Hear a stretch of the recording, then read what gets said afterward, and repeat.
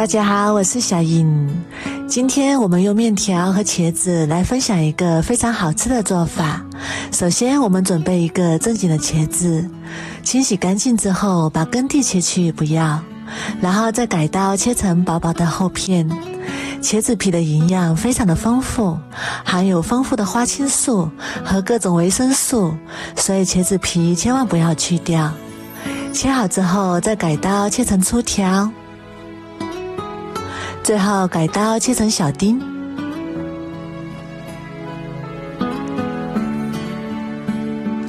全部切好之后装入大碗中，然后碗里面加入1小勺盐，再用手搅拌均匀，把茄子腌一下，把茄子里面的水分腌出来。搅拌均匀之后放一旁腌制10分钟左右。接下来准备2块钱的猪肉，猪肉最好是有肥有瘦的，五花肉最好。先切成薄薄的厚片，再改刀切成粗条，最后切成小肉丁。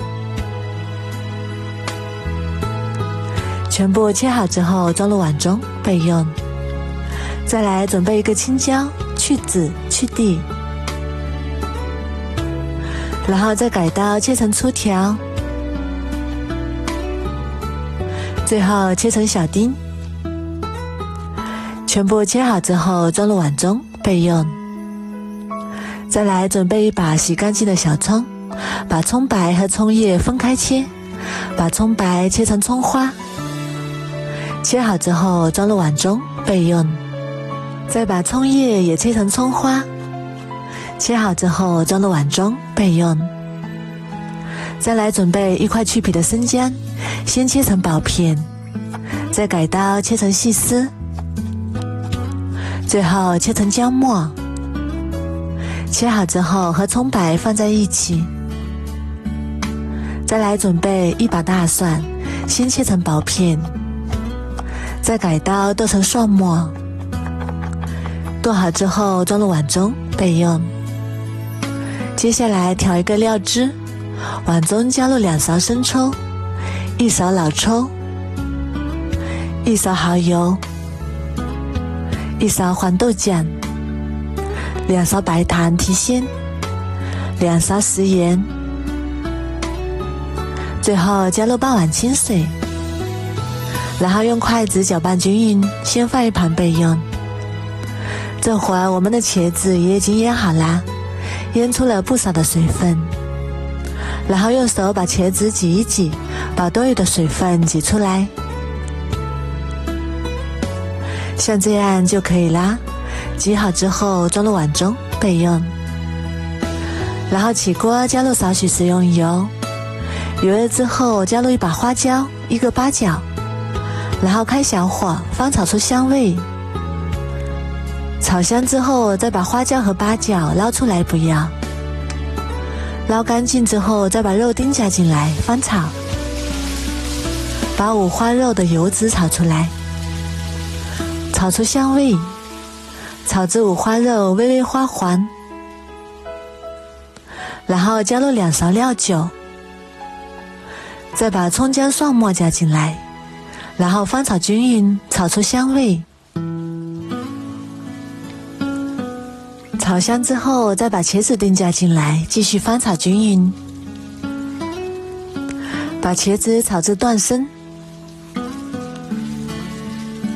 炒好之后再把调好的料汁倒进来，再把青椒丁也倒进来，然后继续翻炒均匀。炒匀之后盖上盖子，转小火煮5分钟左右。5分钟之后我们打开看看，哇，好香啊！然后给它翻炒均匀。炒匀之后再加入1碗水淀粉，然后开大火煮至汤汁变粘稠，最后再把葱花加进来翻炒均匀。翻炒均匀之后就可以关火啦。然后提前烧一锅开水，加1小勺盐，再把面条加进来，煮面条的时候加入一小勺盐，煮出来的面条会更加的劲道，好吃。煮开之后再加入一碗凉水，然后再次煮开，面条就煮熟啦。然后再把它控水捞出来，装入碗中。再淋上我们做好的茄子卤，哇，好香啊，看起来就非常的有食欲。一道非常好吃的茄子打卤面就做好啦。这样做出来的茄子卤鲜香味美，非常的入味，吃起来特别的香，特别的好吃。这个茄子卤也可以用来拌米饭，或者是配馒头，都非常的好吃。如果你也喜欢，赶紧收藏起来试试吧。我每天都会更新不一样的美食视频，喜欢我的视频就关注我吧，谢谢您的支持。大家好，我是小英。很多人在做荷包蛋的时候，不是散花就是不圆润，还会不成形，煮出一锅白沫子。今天就教你做荷包蛋最正确的方法，保证你做出来的荷包蛋个个圆溜溜的，不粘锅也不散花，一锅做6个，非常的简单。首先我们根据自己家的人数准备适量的鸡蛋，选鸡蛋也是有讲究的，我们最好是选这种表皮摸起来比较粗糙的，这样的鸡蛋比较新鲜。如果表皮光滑光溜溜的，说明不新鲜了，也可以像这样晃动几下。如果里面有响声，说明这个鸡蛋就不新鲜了。新鲜的鸡蛋做出来蛋清和蛋黄不容易分离，更加的圆润。然后往里面加入1小勺盐，再倒入这样的清水没过鸡蛋，再把鸡蛋表面的脏东西和粪便清洗干净。我们加入食盐，有消毒杀菌的作用，这样能有效地去除鸡蛋表面的细菌和污渍。把每一个鸡蛋都用手搓一搓，清洗干净，把表面洗至光滑，然后控水捞出来，先放一旁备用。接下来准备几个比较浅的小盘子，然后往里面倒入一点点清水，再用手给它转动一圈，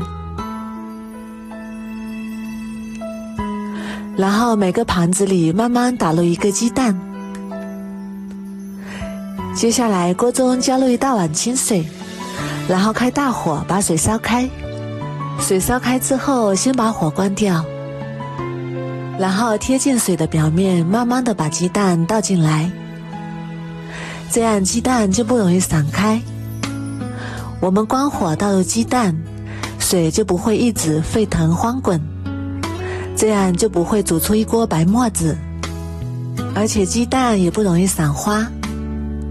如果开着火倒入鸡蛋，很容易就会煮出一锅鸡蛋花了，所以这一步非常的重要。我们依次像这样把鸡蛋慢慢的倒进锅中。鸡蛋全部下入锅中之后，开最小火慢慢煮，煮至鸡蛋定型之后关火，盖上盖子再焖2分钟。2分钟之后，我们的荷包蛋就煮好啦。看一下，个个圆溜溜的，非常的漂亮。现在里面是流心蛋，如果喜欢吃熟一点的，我们再继续盖上盖子，再焖3分钟。3分钟之后，我们的荷包蛋不老也不嫩，刚刚好。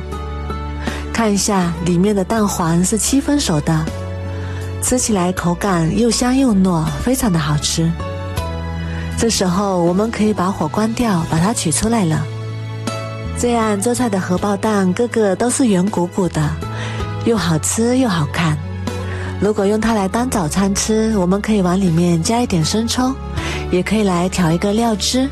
碗中加入1勺生抽，1勺香醋，一点点食盐，再加入1勺芝麻香油，1勺葱花增香，然后再倒入半碗煮荷包蛋的开水，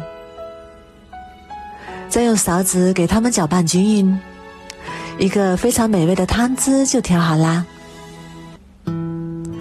然后把我们煮好的荷包蛋加进来，这样做出来的荷包蛋看起来就非常的有食欲。如果你也喜欢，赶紧收藏起来试试吧。我每天都会更新不一样的美食视频，喜欢我的视频就关注我吧，谢谢您的支持。大家好，我是小英。家里的面粉别总是蒸馒头、蒸包子了，今天教你一个非常好吃的做法，松软拉丝又香甜，大人和小孩都非常的喜欢，比外面买的面包还要好吃。首先我们准备一个大碗，打入3个正经的鸡蛋，加入3颗酵母粉，50克白糖，然后用筷子充分的搅拌均匀，搅拌至酵母和白糖融化。搅匀之后，在碗里面加入250克面粉，如果家里有高筋面粉，最好是用高筋面粉，然后用筷子顺着一个方向搅拌均匀，搅拌成这种面絮状。然后在碗里面加入20克食用油，然后用手把它揉成面团，把它揉成一个稍微偏软一点的面团，然后再把面团转移到案板上继续揉，把它揉光滑。今天我们不需要揉手套膜，做出来的面包一样的松软又拉丝。把面团揉光滑之后，再准备一个保鲜袋，把揉好的面团装入保鲜袋里面，然后再用手稍微挤一挤，把里面的空气挤出来，再把它放到冰箱里冷藏30分钟左右。30分钟之后，我们再给它取出来。接下来我们准备6颗红枣和1把葡萄干，再加入1小勺面粉，然后倒入清水清洗干净。面粉有很强的吸附性，可以吸附葡萄干褶皱里的灰尘和杂质，然后多清洗几遍，把水洗至清澈，像这样就可以啦。然后控水捞出来，放到案板上，再把红枣切成小块，把红枣核取出来，把它切成和葡萄干差不多大就可以。切好之后和葡萄干放一起备用。这回我们的面团冷藏时间到了，取出来看一下。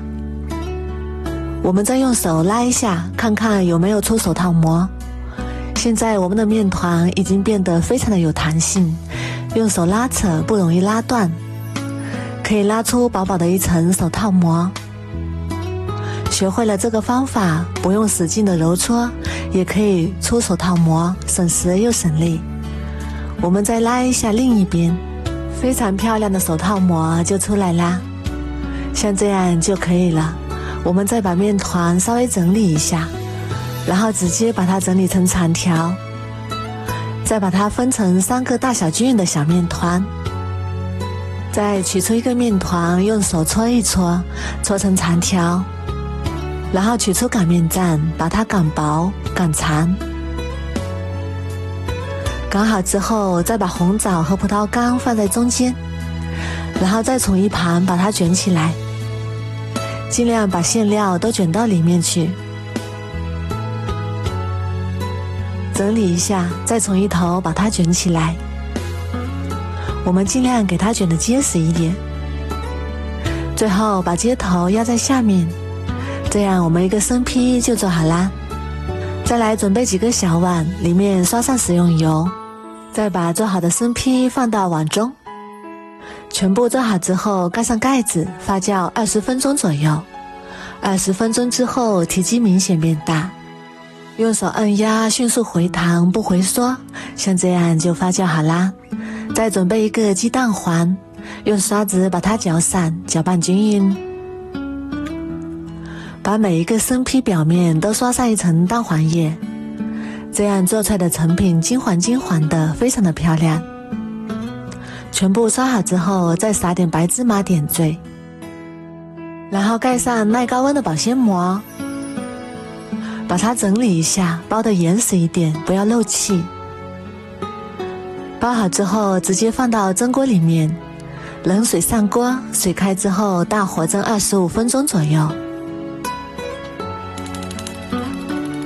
时间到之后，不要马上打开，关火再焖5分钟。哇，金黄金黄的，看起来就非常的有食欲。用手按压立刻回弹不塌陷，就说明已经熟啦。然后把它取出来，稍微放凉，一个非常好吃的蒸面包就做好啦。它的口感蓬松鲜软，比外面买的面包还要好吃。再用硅胶铲在边缘划上一圈，就可以轻松的脱模了。还有一点温热的时候，把它装入保鲜袋里，凉了也不会硬。这样蒸出来的面包吃多了也不会上火，老人和孩子都可以放心的吃。自己在家做，干净又卫生。如果你也喜欢，赶紧收藏起来试试吧。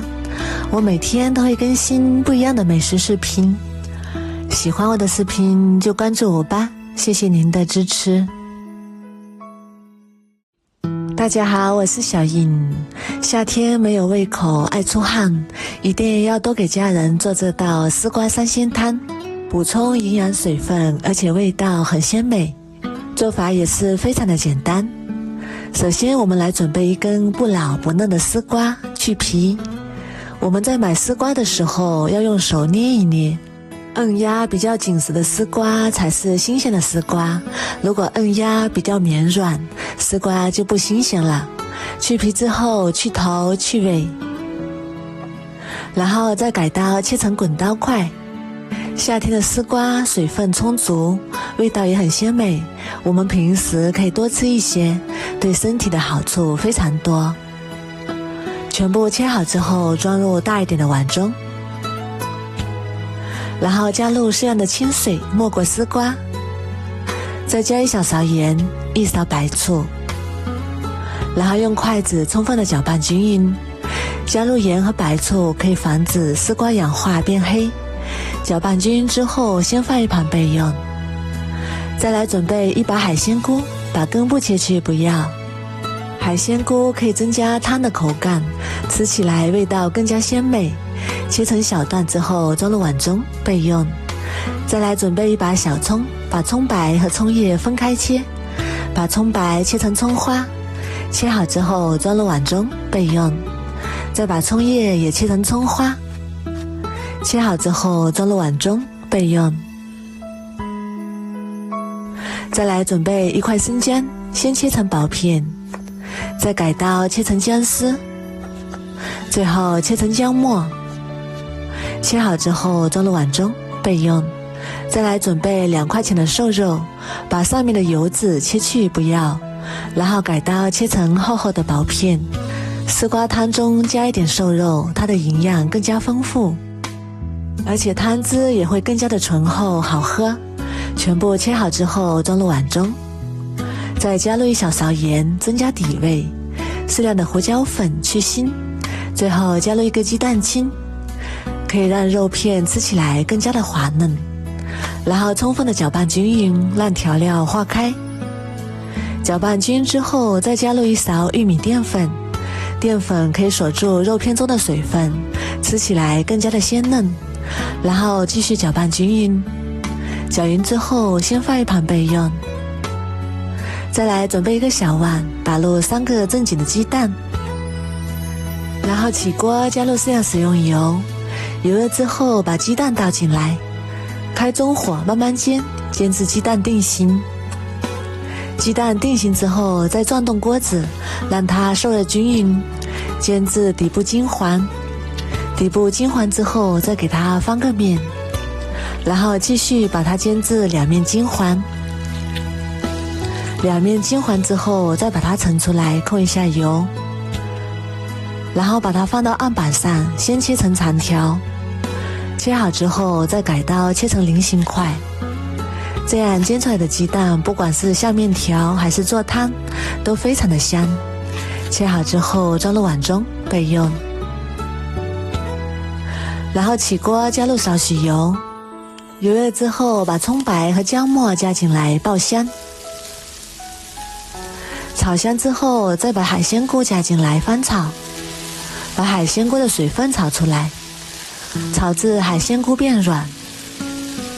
炒好之后再加入适量的开水，不管做什么汤，加入开水煮出来的汤汁又浓又白。水开之后再把肉片加进来，肉片下入开水中会快速定型，这样煮出来的肉片水分不流失。然后用筷子把肉片快速滑散，滑散之后再把煎好的鸡蛋下进来，然后搅拌均匀，大火煮开。煮开之后再用勺子把上面的浮沫捞出来不要，这个浮沫也就是油脂，把它去掉，汤汁喝起来不油腻。打好之后再把丝瓜加进来，然后大火烧开。这个时候一定要开大火，汤汁才会越煮越白。接下来开始调味，加入1小勺盐，1勺鸡精，适量的胡椒粉，用勺子快速的搅拌均匀，让调料化开。最后加入洗干净的枸杞，然后开大火煮1分钟左右，让所有的食材香味都融入到汤里面。最后把葱花加进来，美味继承，一道鲜香又营养的丝瓜三鲜汤就做好啦。这样做出来的丝瓜三鲜汤美味又简单。如果你也喜欢，赶紧收藏起来试试吧。我每天都会更新不一样的美食视频，喜欢我的视频就关注我吧，谢谢您的支持。大家好，我是小英。现在天气越来越热了，我们应该多吃点冬瓜来补充水分。今天花了2块钱买了1块冬瓜，我们用它来分享一个不一样的新吃法。首先我们把冬瓜瓤和冬瓜籽去掉，不要，像这样就可以啦。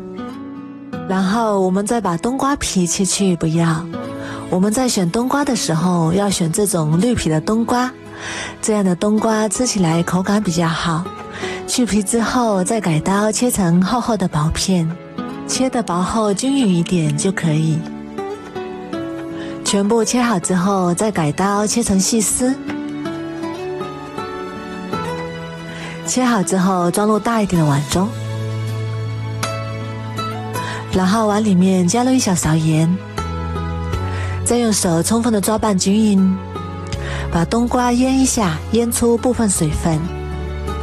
抓拌均匀之后先放一旁腌制10分钟。再来准备2块钱的瘦肉，先切成厚厚的薄片，再改刀切成细丝，最后把它剁成肉末，也不用剁得太碎，有点颗粒感，口感更好。剁好之后装入碗中备用。接下来准备半个去皮的胡萝卜，先切成厚厚的薄片，再改刀切成细丝，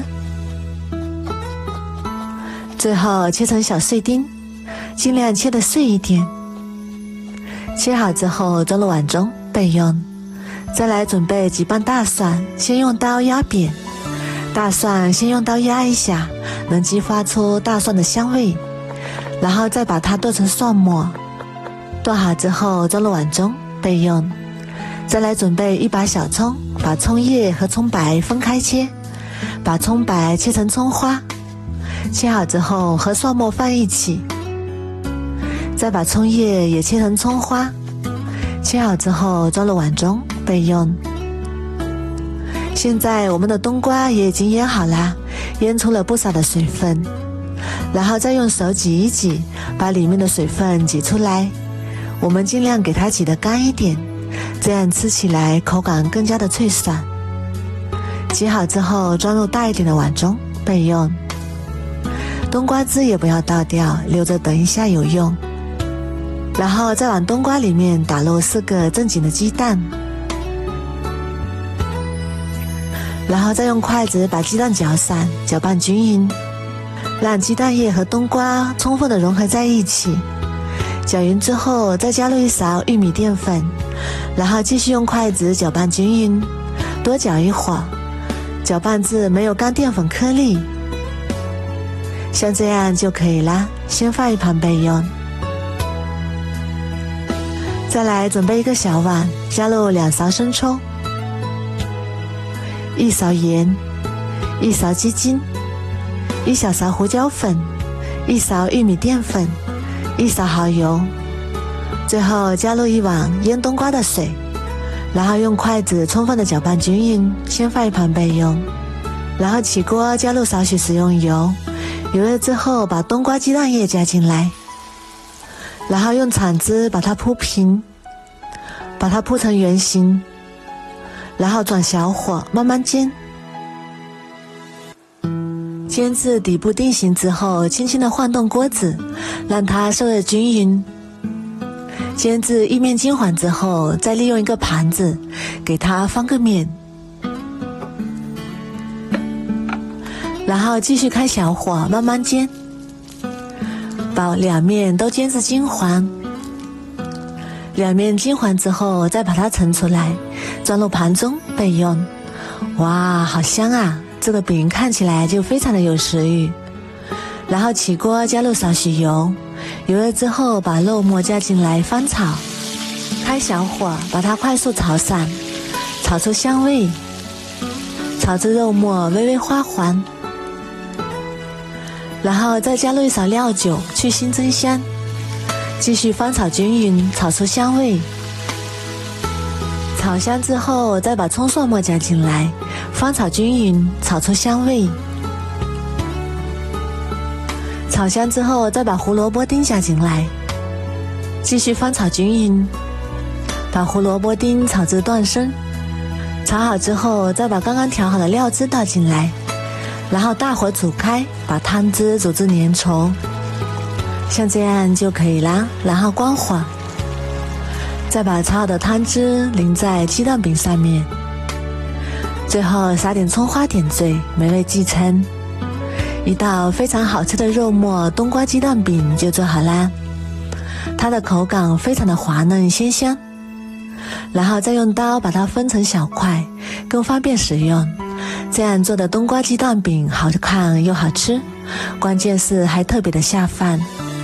如果你也喜欢，赶紧收藏起来试试吧。我每天都会更新不一样的美食视频，喜欢我的视频就关注我吧，谢谢您的支持。大家好，我是小莹。今天我们用一块豆腐和2个鸡蛋来做个好吃的。首先我们来准备一块不老不嫩的豆腐，装入大碗中，然后碗里面加入1小勺盐，再倒入开水浸泡10分钟左右，去除豆腥味。泡好的豆腐控干水分，然后改刀切成厚厚的薄片，厚度在0.5厘米左右就可以。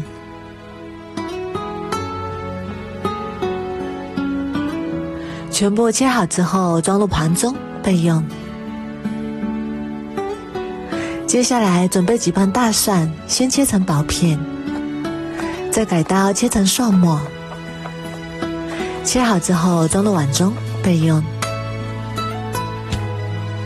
再来准备4个小米椒，切成小米椒圈，切好之后装入碗中备用。再来准备一把清洗干净的小葱，切成葱花，切好之后装入碗中备用。再来准备一个小碗，打入2个正经的鸡蛋，再用筷子把鸡蛋搅散，搅拌均匀。再来准备一个盘子，倒入半个鸡蛋液，然后把我们切好的豆腐一块一块放进来，像这样摆成一个圆形，摆放的整齐一点，漂亮一点。全部摆好之后，再把剩下的鸡蛋液慢慢的倒进来，让每一块豆腐都均匀的裹上一层鸡蛋液，然后再把多余的鸡蛋液倒出来备用。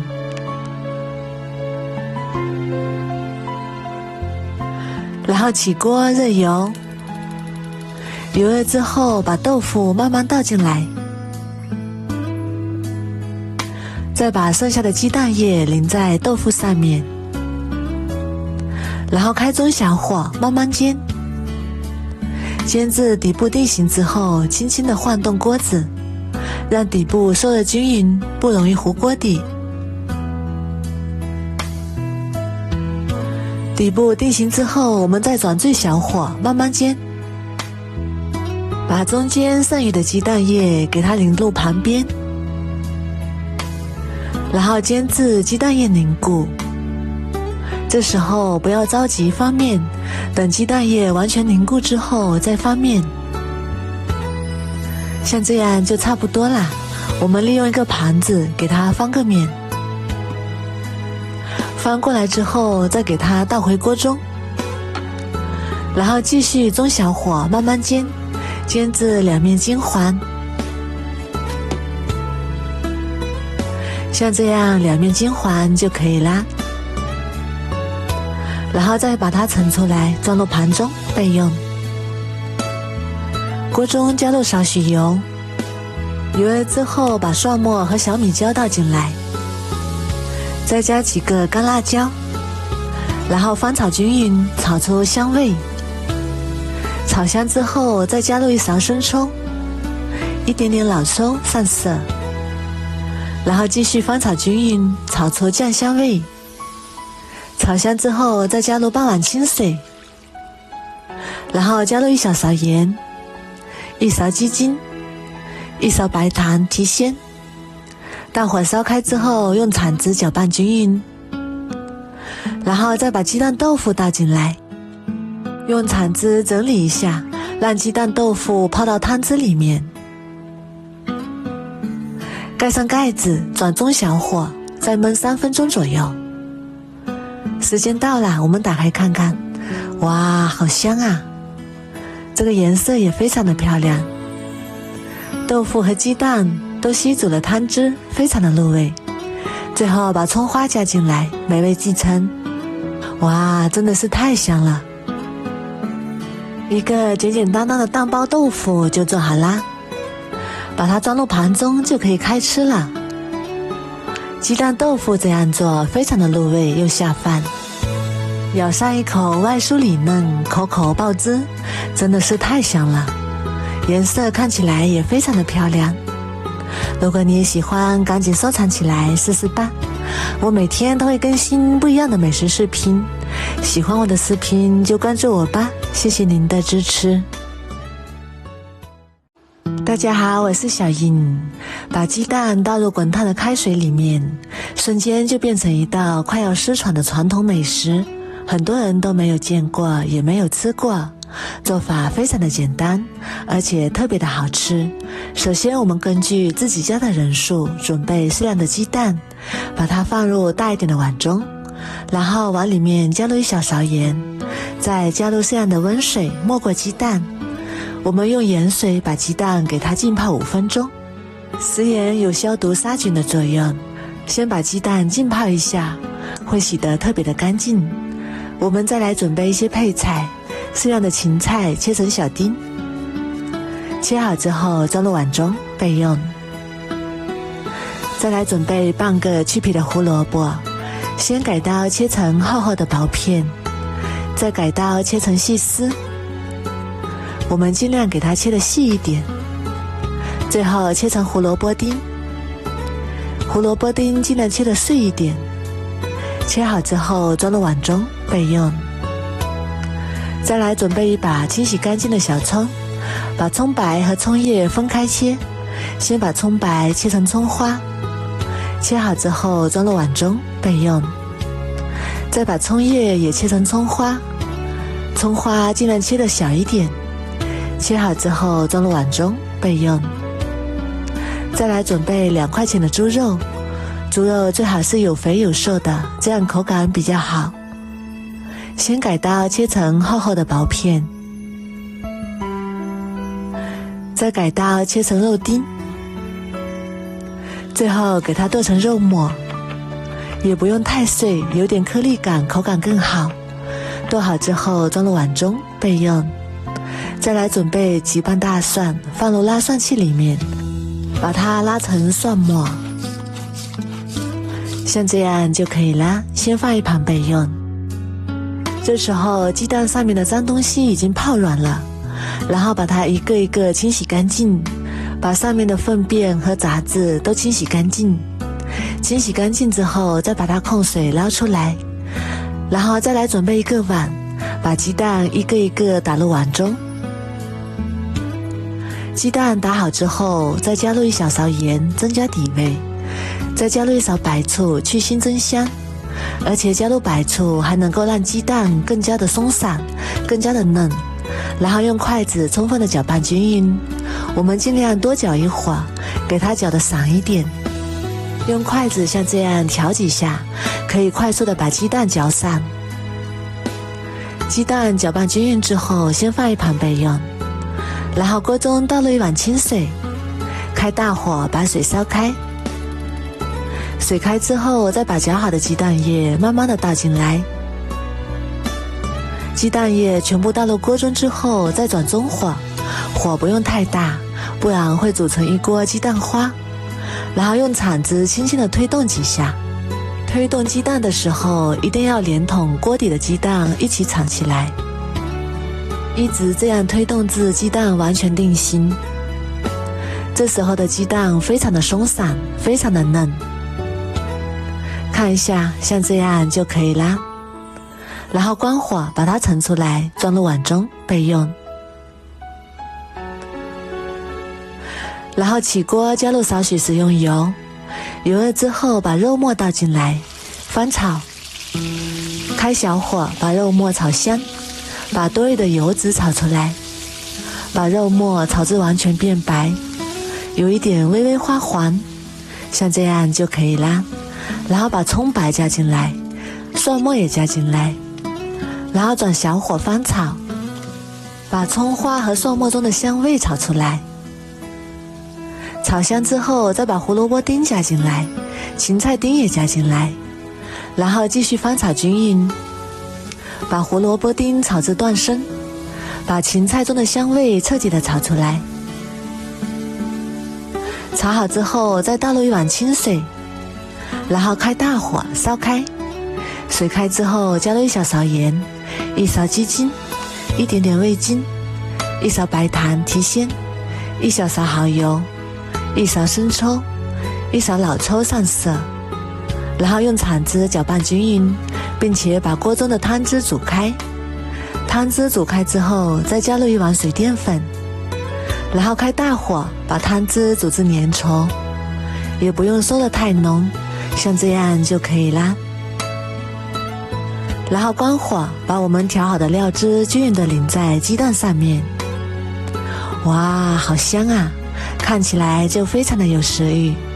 最后再撒点葱花点缀，美味继承。一个简简单单的鸡蛋就做好啦。这样做出来的鸡蛋特别的好吃，而且我们这样做出来的鸡蛋特别的有营养，没有经过高温的烹饪，也没有油炸，吃多了也不会上火。这样做出来的鸡蛋非常的适合老人和小朋友。如果你也喜欢，赶紧收藏起来试试吧。我每天都会更新不一样的美食视频，喜欢我的视频就关注我吧，谢谢您的支持。大家好，我是小颖。夏天到了，要多吃苦瓜，搭配上1根香蕉，你做梦也没想到居然那么好吃。很多人都没有吃过，也没有见过，连挑食的孩子都爱吃，而且做法还非常的简单。首先我们准备2根比较直一点的苦瓜，清洗干净之后去头去尾，然后再改刀切成长长的小段。切好之后，用小刀或者是勺子把里面的苦瓜瓤挖出来。苦瓜瓤也不要扔了，它可以生吃，也可以泡水喝，它的口感清嫩爽口，还可以助消化。苦瓜里面的这种白膜是苦味的来源，一定要把这层白膜刮干净，吃起来就不会太苦。全部处理好之后，像这样就可以啦。然后提前把锅中水烧开，加入1勺白糖，再加入1小勺食用油，然后再把苦瓜倒进来，焯一下水。加入白糖能中和一下苦瓜的苦味，虽然吃起来苦，但是余味清甜。加入食用油能让苦瓜保持翠绿。大概焯水1分钟左右，苦瓜就煮熟啦。然后把它控水捞出来，提前准备1碗凉白开，直接放入凉水里过凉。这样可以快速降温，保持苦瓜翠绿的颜色。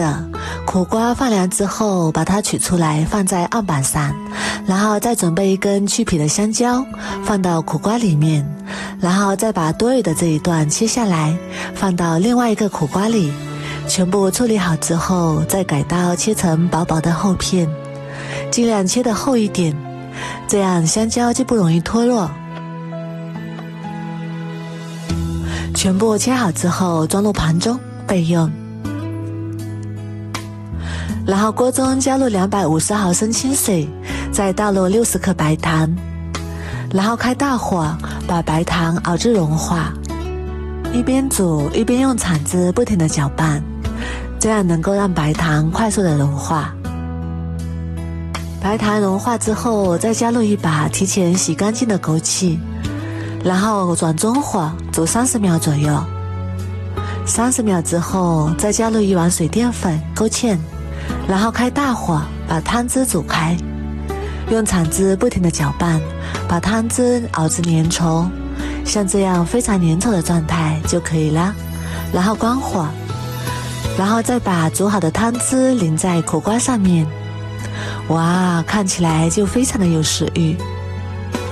一道非常好吃的香蕉苦瓜就做好啦，它的口感绵软香甜，软糯又清脆，吃起来一点也不苦。把它放冰箱里冷藏半小时左右，口感更好。夏天到了，多吃点苦瓜，清热又解暑。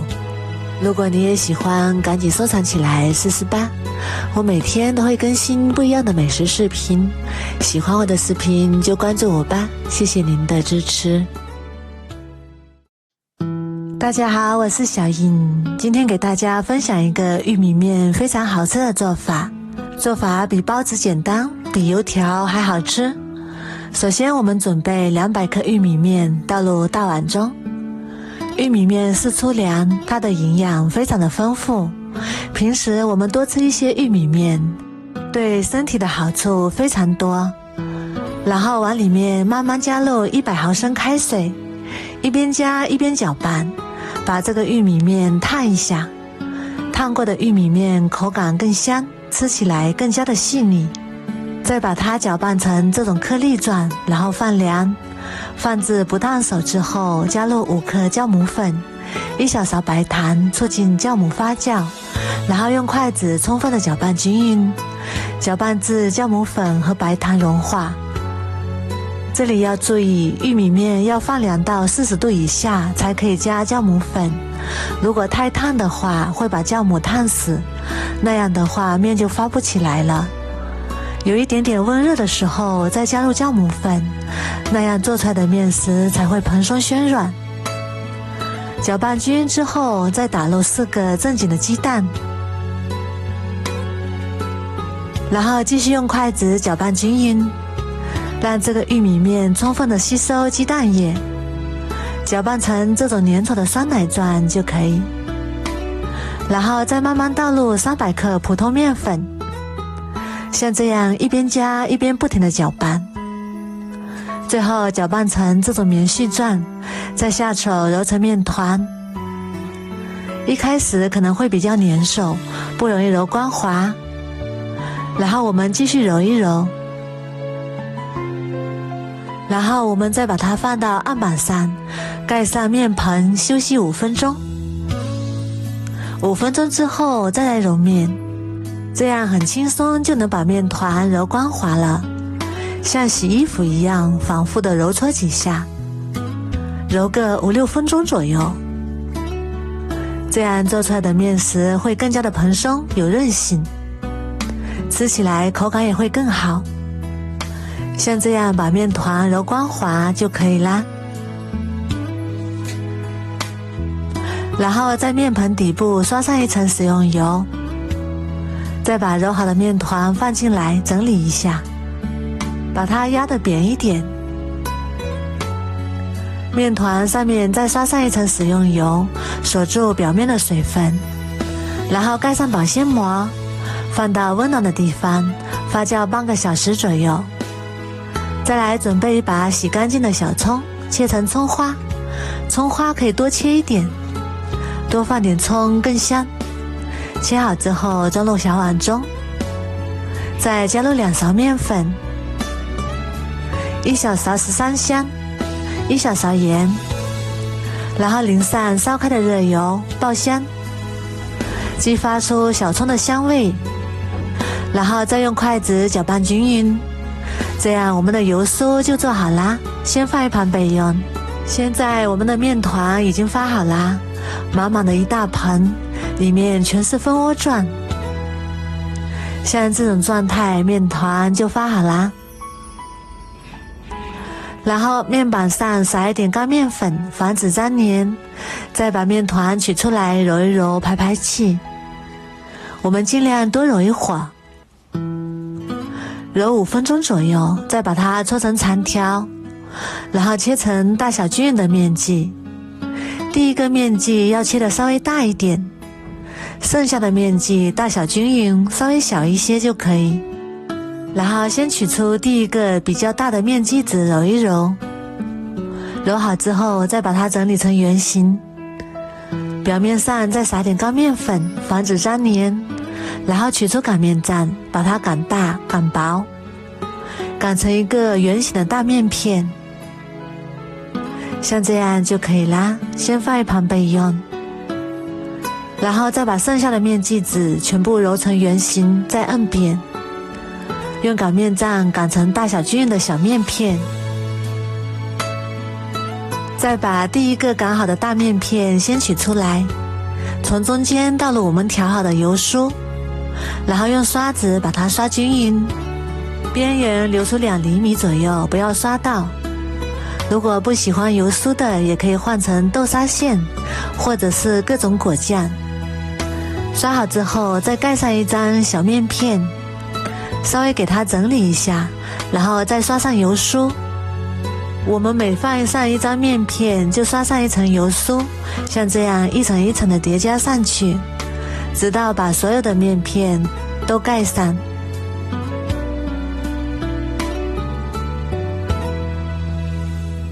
最后一张面片就不用刷上油酥啦，把它整理一下，边缘2厘米处刷上一层清水，然后再用大面片把小面片包起来。我们刷上清水会粘得更加牢固一些，一边包一边像这样轻轻按压几下，这样就不容易散开了。然后把它翻过来，大饼的表面再刷上一层清水，刷好之后再撒上一层熟芝麻，既能增香还能补钙。然后用擀面杖轻轻地擀几下，让芝麻粘得更加牢固些。这样我们的饼坯就做好啦，然后直接放到蒸锅里面。这会儿先不要开火，盖上盖子，2次醒发15分钟左右。15分钟之后体积明显变大，看起来胖乎乎的轻飘飘的就发好啦。然后盖上盖子，水开之后蒸35分钟左右。时间到之后关火，再焖5分钟。哇，好香啊！然后直接取出来，稍微放凉，这样做出来的面食非常的蓬松暄软，还带着浓浓的葱香味。然后把它切成自己喜欢的形状，一道非常好吃的玉米面千层饼就做好啦。这样做的玉米面千层饼，连挑食的孩子都非常的喜欢。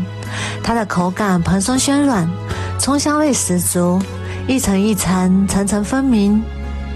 还有一点温热的时候放到保鲜袋里面，凉了也不会硬。而且它是发面的，吃了也比较容易消化。如果你也喜欢，赶紧收藏起来试试办。我每天都会更新不一样的美食视频，喜欢我的视频就关注我吧，谢谢您的支持。大家好，我是小印。很多人在做荷包蛋的时候，不是粘锅就是不圆润。今天就教你一个煎荷包蛋的好方法。煎出来的荷包蛋个个圆溜溜的，好看又好吃。首先准备一个大一点的碗，根据自己家的人数准备适量的鸡蛋，我们家3个人，所以准备了5个鸡蛋，然后往里面加入1小勺盐，然后倒入1碗清水，把鸡蛋清洗一下，把鸡蛋表面的灰尘和脏东西清洗干净，因为鸡蛋的表皮难免会有一些粪便和细菌，如果不清洗干净，我们在打鸡蛋的时候容易把细菌带到鸡蛋液里面，所以我们一定要把鸡蛋的表皮清洗干净。清洗干净之后，控干水分，捞出来，先放一旁备用。接下来准备一个小碗，调一个料汁，碗里加入2勺生抽，1小勺盐，1勺白糖提鲜，1小勺蚝油，1勺芝麻香油，1小勺玉米淀粉，最后倒入半碗清水，然后用筷子搅拌均匀，搅拌至调味料充分的融合在一起。搅匀之后，先放一旁备用。接下来我们准备一个青椒，去籽，然后平刀把青椒对半切开，然后再改刀切成小块。如果喜欢吃辣一点的朋友，也可以把青椒换成线椒。全部切好之后，装入碗中备用。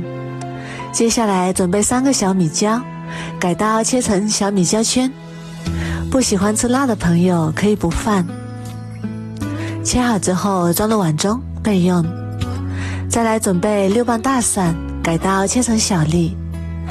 喜欢吃蒜香的朋友可以多放一点，多放点蒜，炒出来非常香。切好之后和小米椒放一起。再来准备2颗小葱或者是蒜苗，用刀背拍一下，激发出香味。然后改刀切成长长的小段，葱可以多切一点，非常的香。全部切好之后装入碗中备用。再来准备2块钱的五花肉，改刀切成厚厚的薄片。五花肉是这道菜的灵魂，加入五花肉吃起来非常的香。全部切好之后装入碗中备用。再来准备一个小碟子，打入一个清洗干净的鸡蛋，然后开火把锅烧热。锅热之后加入少许食用油，这时候一定要把油烧热，然后再把鸡蛋慢慢倒进来，这时候一定要转最小火，开小火慢慢煎，这样煎出来的鸡蛋不会粘锅，而且每一个都是圆溜溜的，特别的漂亮。鸡蛋煎至定型之后，我们再轻轻地晃动锅子，让鸡蛋受热均匀。我们先把鸡蛋打在小碟子里，这样鸡蛋不容易散开，在放入锅里的时候就比较容易定型，所以这样煎出来的鸡蛋更加的漂亮，而且个个都是圆溜溜的。煎至一面金黄之后，再给它翻一面，继续小火慢慢煎，煎至2面定型，像这样就可以啦。如果喜欢吃老一点的，可以多煎一会儿。全部煎好之后，把它盛出来，装入盘中备用。然后起锅加入少许油，油热之后把五花肉倒进来，翻炒，把五花肉里面多余的油脂炒出来，炒出香味，炒至2面金黄。然后把小米椒和大蒜也加进来，翻炒均匀，炒出大蒜的香味和小米椒的辣味。炒好之后，再把调好的料汁倒进来，开大火把汤汁煮开，然后用铲子不停地翻拌，把汤汁煮至粘稠。汤汁煮至粘稠之后，再把青椒倒进来，把煎好的鸡蛋也倒进来，然后轻轻地用铲子翻炒均匀，让每一个鸡蛋都能裹满汤汁。我们炒的时候要温柔一点，不要把鸡蛋炒碎了，这样做出来的荷包蛋有滋有味。翻炒1分钟左右，炒至荷包蛋入味。最后把小葱加进来，翻炒均匀。翻炒均匀之后就可以出锅啦。哇，这也太香了！炒出葱香味之后就可以关火出锅啦。一道非常好吃的炒荷包蛋就做好啦。这样炒出来的荷包蛋真的是太香了，而且非常的入味，好吃。用它来下酒或者是下饭都非常的不错。如果你也喜欢，赶紧收藏起来试试吧。我每天都会更新不一样的美食视频，喜欢我的视频就关注我吧，谢谢您的支持。大家好，我是小英。夏天到了，要多吃点苦瓜，对我们的身体好处非常多。但是很多人做苦瓜的时候都是先放盐，其实那样做是不对的。今天就教你最正确的做法。首先我们准备2个苦瓜，倒入清水，先用清水把苦瓜清洗一下，把表面的污渍和灰尘清洗干净就可以。苦瓜其实挺娇气的，所以不要太用力的揉搓。清洗干净之后控干水分，然后放到案板上去头去尾，然后再从中间对半切开，然后用勺子把苦瓜中间的瓤刮掉，不要。这个苦瓜瓤如果比较嫩的话，可以凉拌着吃。我这个比较老了，所以就不要了。最里面这层白膜是最苦的，我们尽量把它刮得干净一点。如果喜欢吃苦一点的，这层白膜也可以保留下来，像这样就可以啦。然后我们把它切成厚厚的薄片，切的时候要把刀像这样斜着切，这样切出来的苦瓜切面比较广，更加的漂亮，并且更加容易入味。全部切好之后装入大一点的碗中，然后加入1勺白糖。这一步有很多人都是用盐，其实是不对的。用白糖不会让苦瓜变软，保留苦瓜脆爽的口感，同时白糖的甜味还能中和苦瓜中的苦味，这样吃起来口感更好。虽然微苦，但是余味清甜。充分的搅拌均匀之后，先放一旁备用。接下来准备1个小碗，加入1把木耳，加入1小勺白醋，可以缩短泡发的时间，并且泡出来的木耳更加的软嫩。然后倒入40度左右的温水，搅拌均匀。再准备1个去皮的胡萝卜，先斜刀切成小段，再改刀切成菱形片，这样切出来比较漂亮。切好之后装入碗中备用。再准备几瓣大蒜，切成薄片，切好之后装入碗中备用。再来准备1个小碗，打入2个正经的鸡蛋，加入1小勺胡椒粉去腥增香，然后用筷子搅拌均匀，把鸡蛋搅散。搅匀之后先放一旁备用。把锅中油烧热，倒入鸡蛋液。鸡蛋液定型之后，用筷子快速的划散，这样炒出来的鸡蛋非常的嫩滑。炒好之后先盛出来备用。这时候我们的木耳也已经泡好啦，变得胖乎乎的，然后把它清洗2遍，把木耳上的杂质和尘土清洗干净，然后控干水分捞出来，和胡萝卜放一起。如果有太大的木耳，把它撕成小朵。处理好之后先放一旁备用。然后锅中倒入1大碗清水，水烧开之后加入1勺食用油，然后把腌好的苦瓜取出来，挤干水分，直接放到锅里焯一下水。焯水的时间不要太长，30秒左右就可以，这样能去除草酸，也能去除一部分苦味。30秒之后再把它控水捞出来，装入盘中备用。再把木耳和胡萝卜也倒进来，焯水1分钟左右。1分钟之后再把它控水捞出来，装入盘中备用。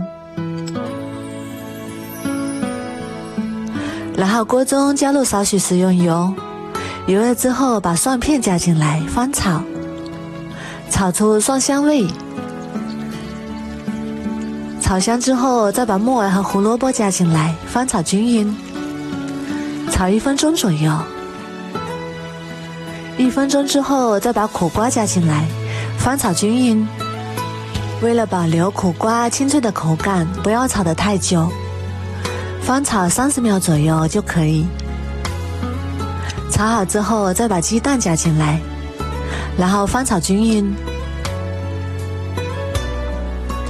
翻炒均匀之后加入1小勺盐，1小勺鸡精，然后翻炒均匀，炒至入味。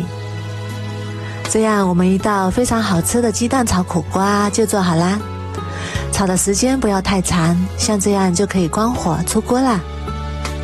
这样炒出来的苦瓜口感清脆爽口，微苦中还带着一丝丝的清甜，里面加有鸡蛋和各种蔬菜的搭配，营养也是非常的丰富，口感非常的好吃入味。